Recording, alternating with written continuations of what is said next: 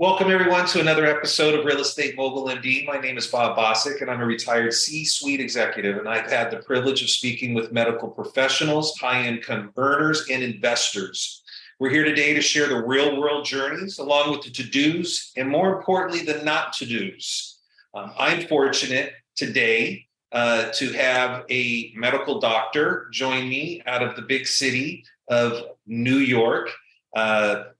Doctor is a psychiatrist by practice, Dr. Vanessa Cutler, and it's a pleasure to have you join me today. I have had the privilege to speak with many physicians, and you are the first psychiatrist that I have had the pleasure of talking with, and I'm particularly interested in some of your thoughts and experiences with those that are suffering from psoriasis. I have a young son, my youngest. He's not a young son; he's 30.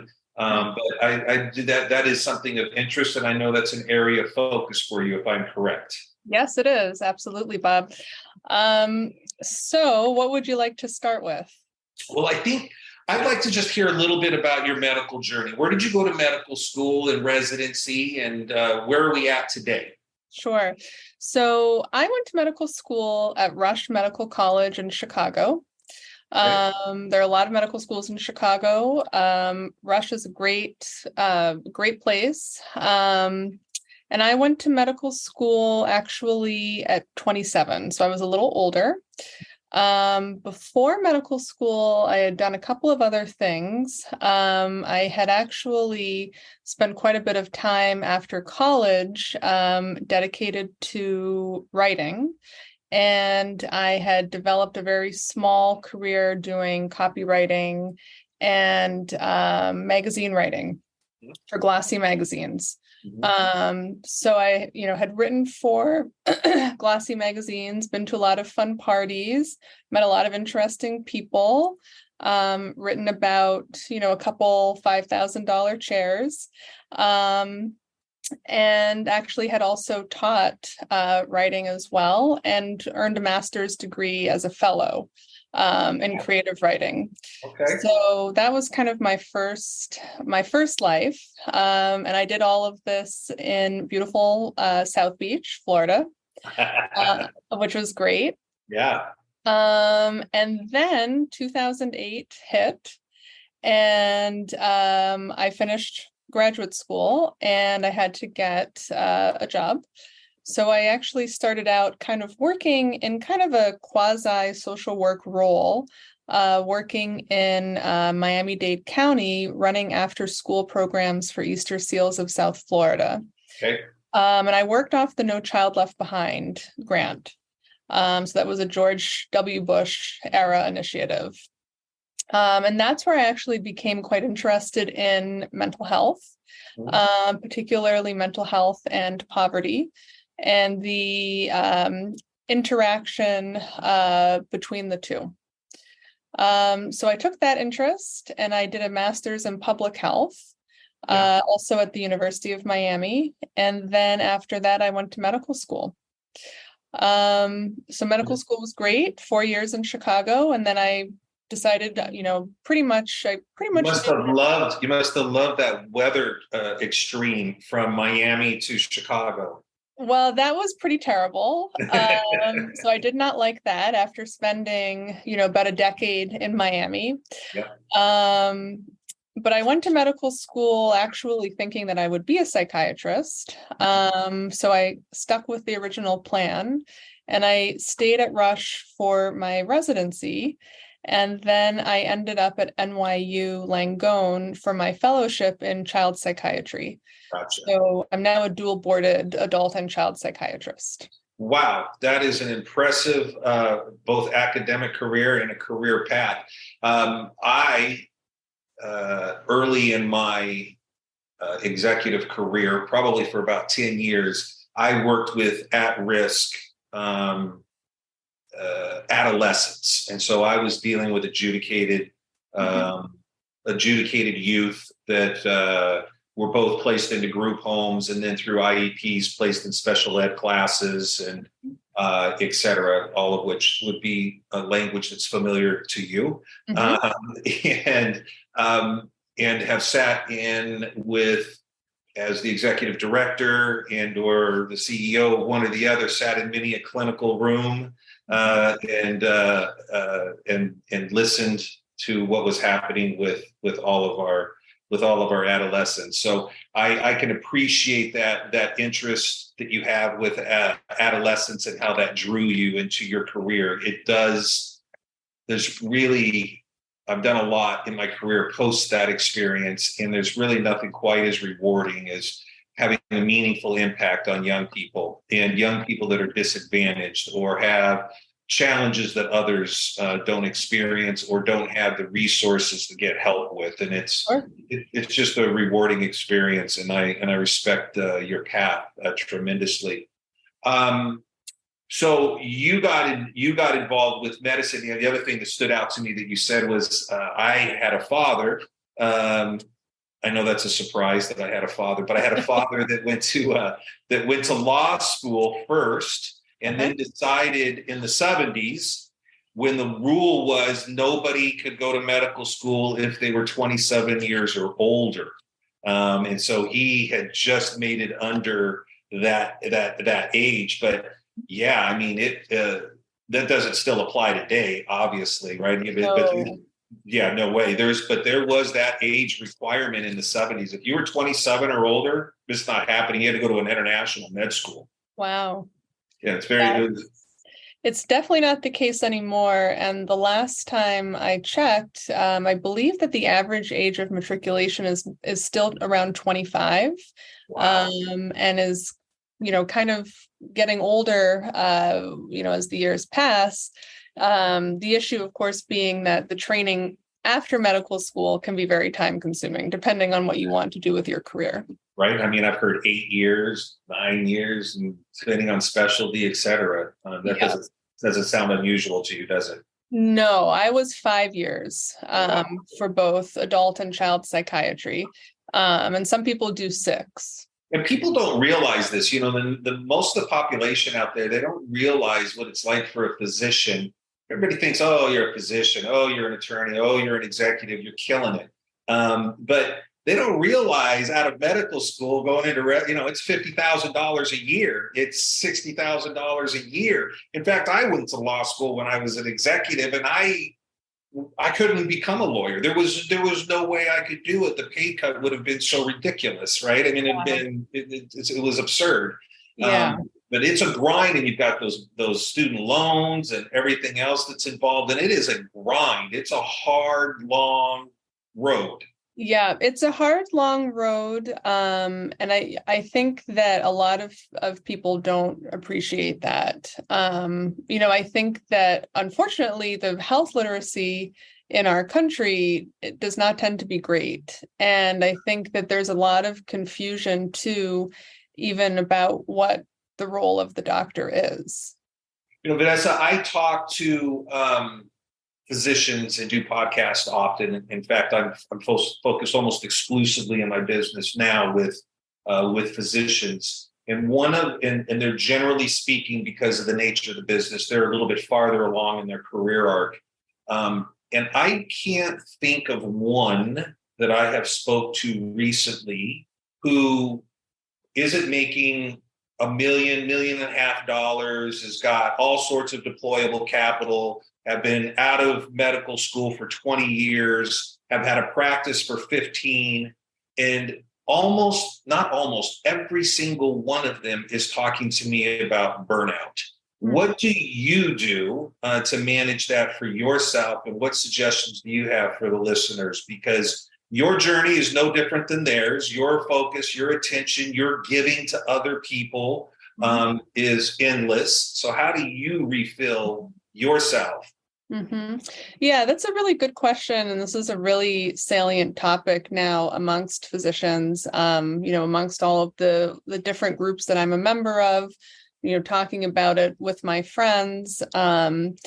And I think it's important to distinguish, burnout from what could potentially be, a clinical depression, or, even just adverse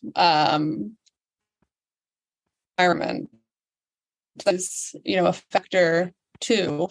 And these things are all very different topics. I think with regards to burnout personally, when I feel like I'm getting burned out, I will take a step back from clinical work. I'll take a couple of days off if I can, and do things, that I really enjoy, that are my interests, that I don't really, get a lot of time to devote to them on a regular basis. And you're thoughtful and present enough to feel it, to understand what you're starting to experience, and to be able to let go of work and not think about work. Because even as an executive and physicians, and it doesn't matter who you are, if you're a hard driving, career oriented person, you're generally constantly thinking about your field of work, right? It's, I'm thinking about business today. I'm thinking about a merger tomorrow. And when I'm sitting with family at dinner table, I'm smiling and I'm giving, the appearance that I'm present, but I'm probably not always present, or wasn't during those time frames. But you're recognizing it, and you have some ways to recognize that and take care of it pretty quickly.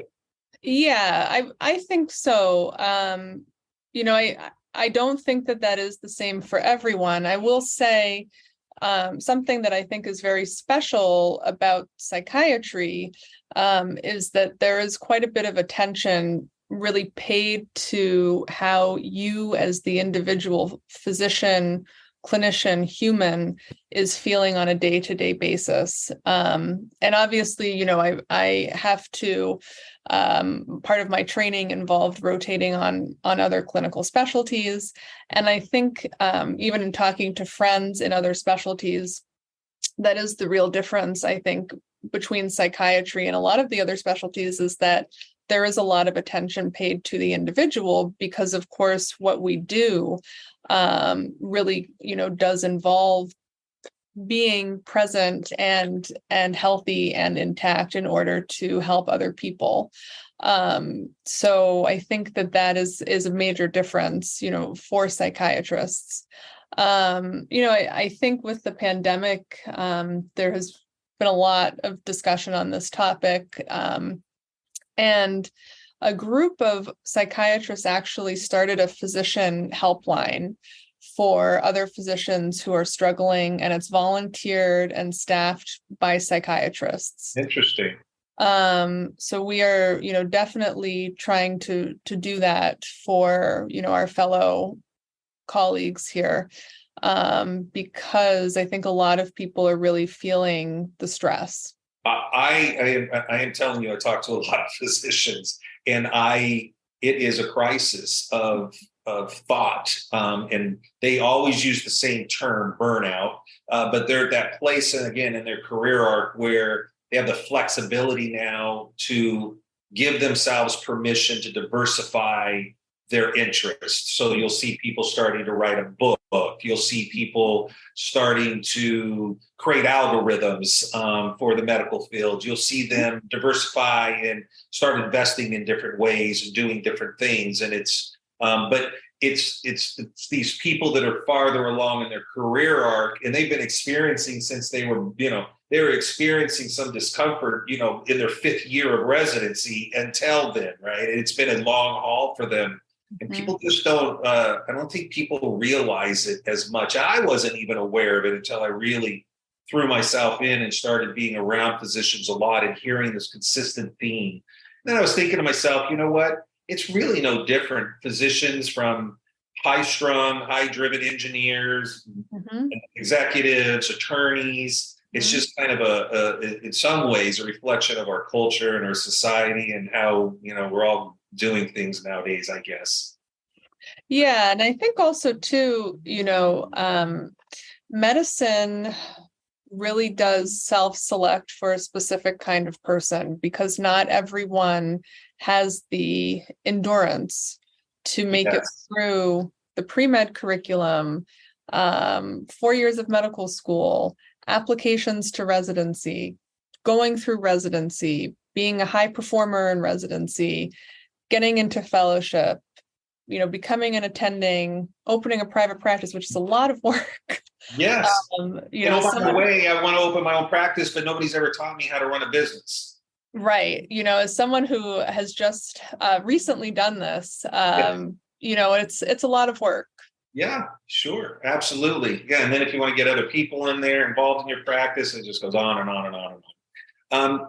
Tell me, I have a question, but the first thing I want to ask you about, the next thing I want to talk to you about is psoriasis and Yeah, your focus in that area. And I sure. shared that I did have some interest. Tell me how you got involved in that specialty or specificity.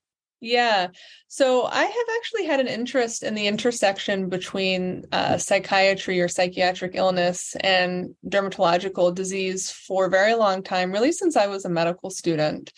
And I have met a lot of patients who will suffer with acne, particularly adolescents, as a child psychiatrist, who suffer with psoriasis, who suffer with eczema, and have found, for many of them, a lot of their well-being is dependent upon the health of their skin, the level of inflammation in the skin. Really what we have come to find about depression is that one of the theories, and it's a good theory, is that depression, or at least what we term depression now, which is probably a number of separate pathologies, is that full body inflammation, which we tend to see in a lot of these autoimmune conditions, psoriasis being one of them, and depression may actually be very closely tied in these groups of people, and that depression itself may be secondary to a systemic inflammatory process. Yeah. So we've known for quite a long time that autoimmune illnesses and psychiatric illness tend to be closely tied. And this is not, exclusive to dermatology. This is really, we see this across the board. So I think it's a very, very interesting niche area, and one that's starting to get a lot of attention. I think particularly, as we see, social media making headlines every single day, the amount of time that we're spending on screens now. Yep. And then also seeing that, the mental health of our people is not great.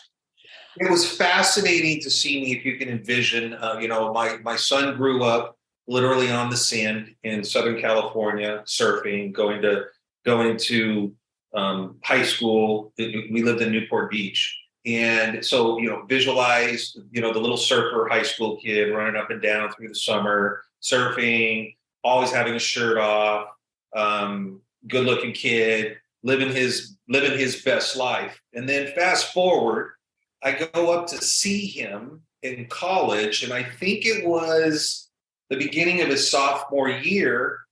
And I find my son, who never found a shirt that he liked to wear or a long pair of pants that he ever wanted to have on, in the summertime, with jeans on, a long sleeve shirt, summertime. And I think there may have even been a coat over the top of it.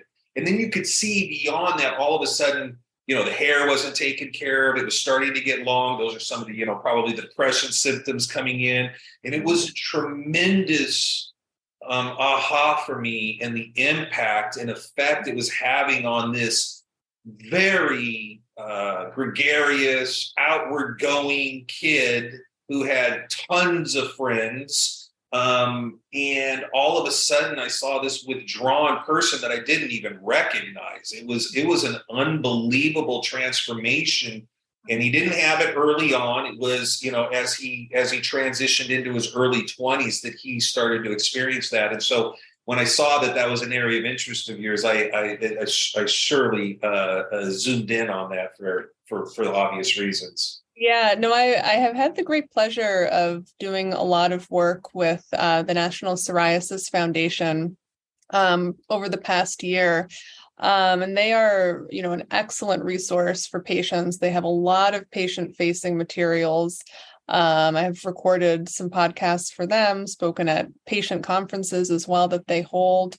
So I can't really recommend them enough. And I find, when I am seeing my own patients who have psoriasis, the first thing I do is recommend that they check out the National Psoriasis Foundation. Yeah, I found, ultimately he controls it now through medicine.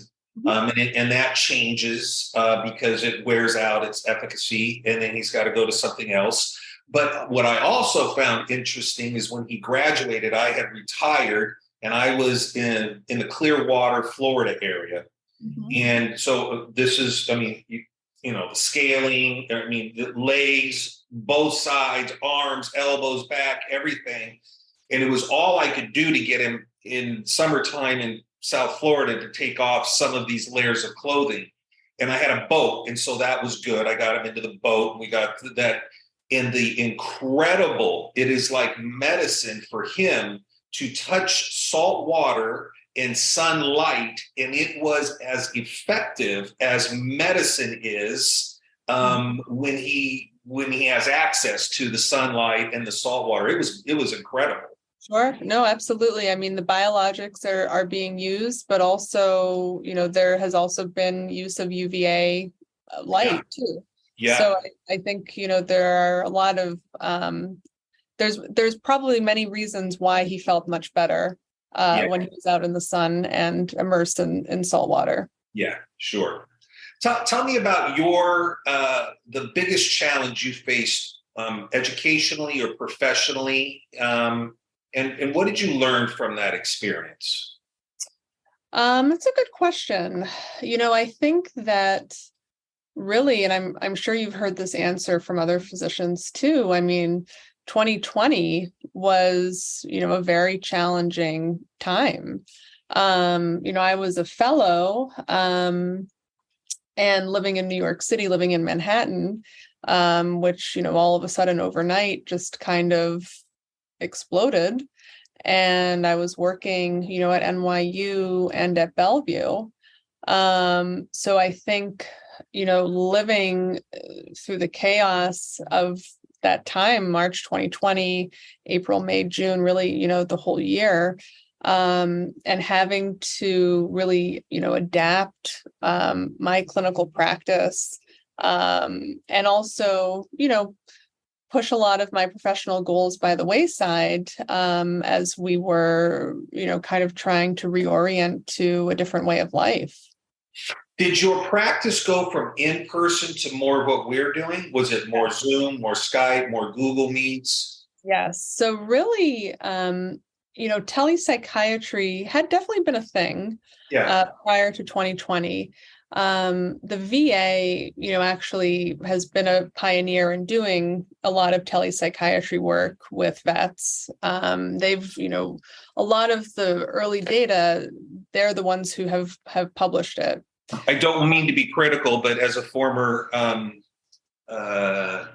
military person, it's good to hear that the VA was on the front end of something good in this way. Yeah. So they actually were really, truly on the front end of doing telepsychiatry.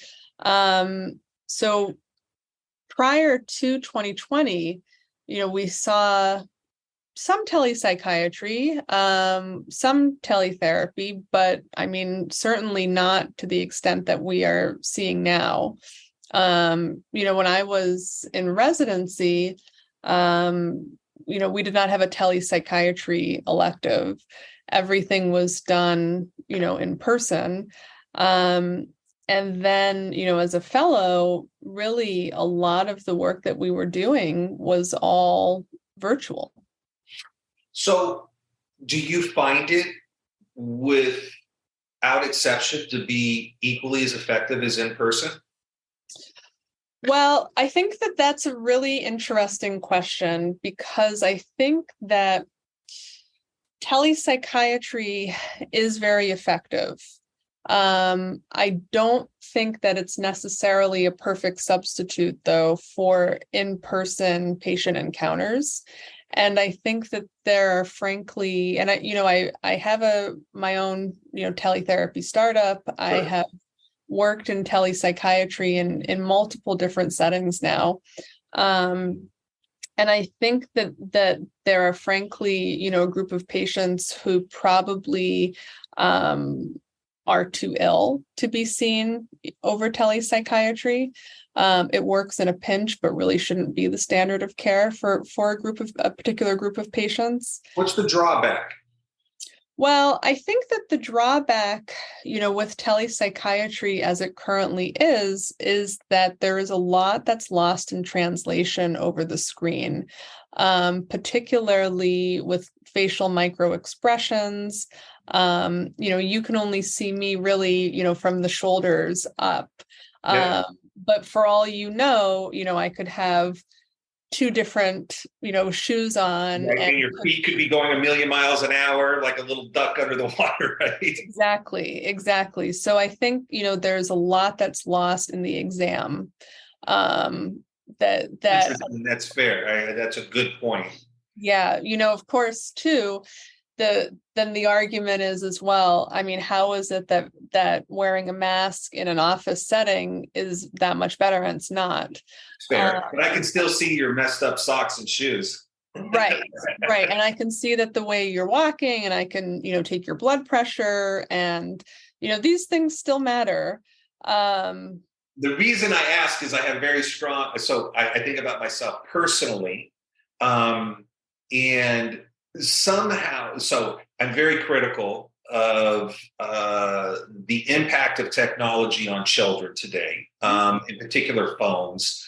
My children were growing up as they were being integrated into society. Everybody's got to have a cell phone and whatnot. And I truly believe this, and this is an inartful way of saying it, but I believe it contributes to them not being, I think they're socially inept. And sometimes I'll say they're socially retarded, and they are not as effective as you or me or other generations that didn't have access to that crutch and were forced to communicate with people as opposed to passively consume information, bury themselves in their phone. And the one that I always use is there was a YouTube video I saw, and it was somebody scanning a frat house at a college. Imagine a frat house, the music's blaring, there's 80 people in 3 big rooms, and as the person scans around, every single person to a person has their head buried in their phone, and none of them are communicating amongst themselves. They are talking to someone else not present while 80 people are present that they wanted to be a part of. And it's just bizarre to me. Yeah. So it's interesting that you bring that up, because the first and largest study of its kind, the ABC study, which is being sponsored right now by the NIH, has started to publish preliminary findings, and really what they're looking at is brain development and brain growth in adolescence. And what they have found, and this is, a longitudinal study, it's a big study. Yep. Really what they have found in some of their preliminary data is that kids who have a lot of screen exposure, the areas of our brains that are responsible for language and social communicating, that those areas look a little bit different when you scan them compared to looking at the brain of someone who has not been exposed to screens in that way. So I think, we didn't necessarily need a big study to tell us this, but it's interesting nonetheless that what we're seeing just anecdotally is actually a real process that's occurring. And yet the flip side of this, so this is the other part, technology, and why I was asking the question, someone like me, if I was to come to you, I somehow this distance, even though we're seeing each other, would provide a comfort level for me that I feel that I could probably be more transparent sooner, and open my kimono, if you will. So it's this weird dichotomy of technology and finding the right balance and how to incorporate it. And, it's just situational and circumstantial, I guess. And there's not one way that fits everything. Right. And I think that is one of the questions that's starting to be asked of the technology that is omnipresent in our lives, is how do we incorporate it responsibly? Gotcha. Who is someone that listeners may not know, but you think there would be tremendous value add if they did know, if they read or listened to or became aware of? It's a good question. I don't think I've been asked that. Let's see. Well, I mean, I think about, some of the people that I work with in the psychodermatology space. Mm-hmm. So one of those people would be Dr. Evan Reeder. So he is both a board certified psychiatrist and a board certified dermatologist. And we have collaborated on quite a few projects together, which has been great. So that's definitely one person who I think is a really interesting perspective on a lot of these things. And then the other person I think who also, and then this comes up quite a bit, is quite interesting, is a woman by the name of Dr. Beatrice Beebe. And she is a psychologist at Columbia. And what she does is she studies basically micro communication between parents and infants. Oh. And this is what she studies in her lab. And she breaks down these communications between parents and infants into like microsecond by microsecond stills. So you can see exactly how infants and parents communicate with each other. And what she has done with this data is she has been able to really create a very robust hypothesis of attachment styles in adulthood. Interesting. Going all the way back to that. That is fascinating. And her name is Beatrice Beebe. Beatrice Beebe, and she is at Columbia. I believe she's at Columbia. Cool. Have you had time? I know you said that you started a little later than maybe a traditional student heading to medical school, 2007, 2008. And you went to medical school, and then you've done your other work afterwards and started to practice. Have you had the time to build other skills or interest beyond medicine now that you've tackled this and established yourself? It's funny, but it's kind of one of those things that once you're in, you're all in.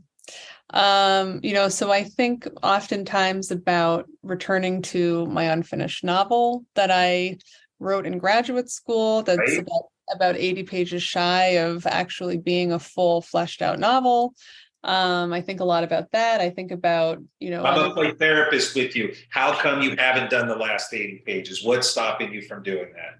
I think this journey of medicine has stopped me. I think that to go through the training, to get yourself up and running, to be an early career physician is quite demanding. And then also don't forget you have the rest of life around you too.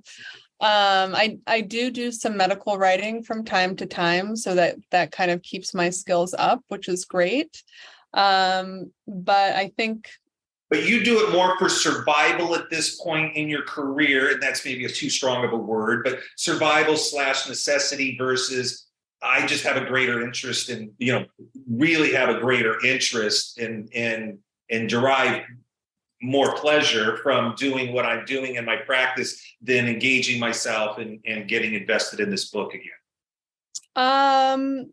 With regards to finishing my novel from graduate school, Well, I have thought about it, and, I know where it's sitting. And when I rediscover it from time to time in my office, I'm like, oh, I need to, get back to that.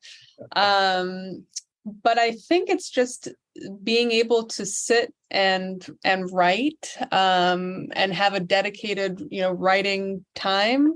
Be in that place. Be in the place to do it. I just have not had that time, over the past, I guess, 10 years.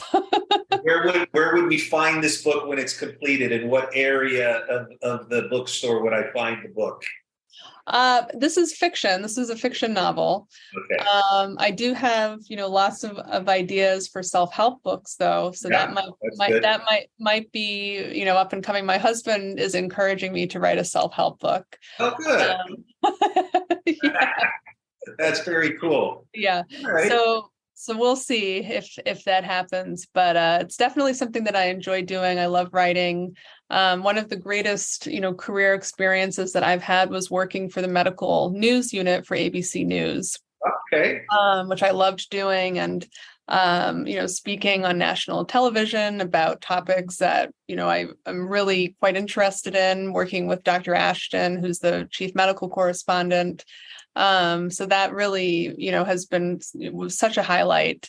And medical communication is definitely an interest of mine.